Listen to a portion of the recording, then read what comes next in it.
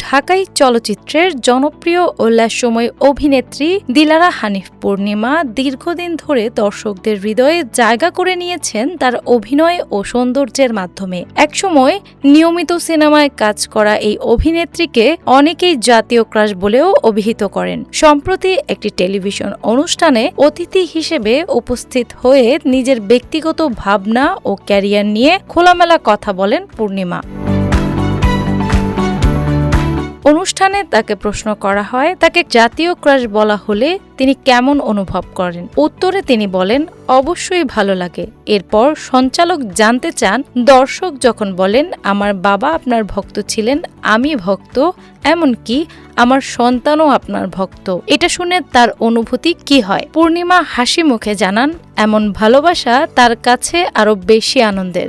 এক পর্যায়ে সঞ্চালক মজার ছলে প্রশ্ন করেন, এত মানুষের প্রজন্ম ধরে ভালোবাসা পাওয়ার কারণে তিনি কি নিজেকে বয়স্ক মনে করেন কিনা?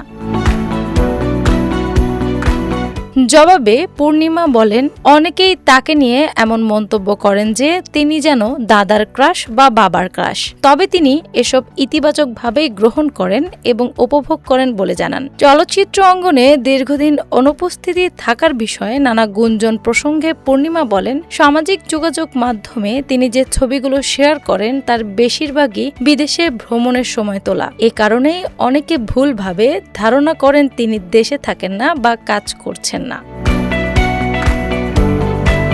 তিনি স্পষ্ট করে বলেন, এই ধারণা সম্পূর্ণ ভুল। তিনি এখনও অভিনয়ে কাজ করতে আগ্রহী এবং সুযোগ পেলে আবারও নিয়মিতভাবে পর্দায় ফিরতে চান। নিজের ব্যক্তিত্ব নিয়ে মন্তব্য করতে গিয়ে পূর্ণিমা বলেন, আমি যেভাবে কথা বলি অনেকে সেটাকে ভাব মনে করেন, কিন্তু আসলে আমার ব্যক্তিত্বটাই এমন। ছোটবেলা থেকেই আমি একটু চুপচাপ স্বভাবের ছিলাম। তিনি আরও জানান, যখন তিনি নতুন করে চলচ্চিত্রে কাজ শুরু করেছিলেন তখন আরও কম কথা বলতেন। সময়ের সঙ্গে অভিজ্ঞতা বাড়লেও তার স্বভাব খুব একটা পরিবর্তন হয়নি।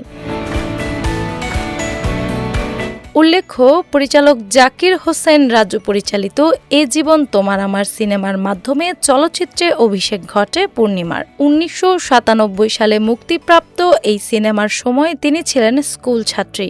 এরপর একে একে তিনি উপহার দেন অসংখ্য জনপ্রিয় সিনেমা, যার মধ্যে রয়েছে মনের মাঝে তুমি, মেঘের পর মেঘ, শাস্তি ও হৃদয়ের কথা। এসব সিনেমার মাধ্যমে তিনি ঢালিউডে নিজের শক্ত অবস্থান তৈরি করেন এবং দর্শকদের কাছে স্থায়ী জনপ্রিয়তা অর্জন করেন।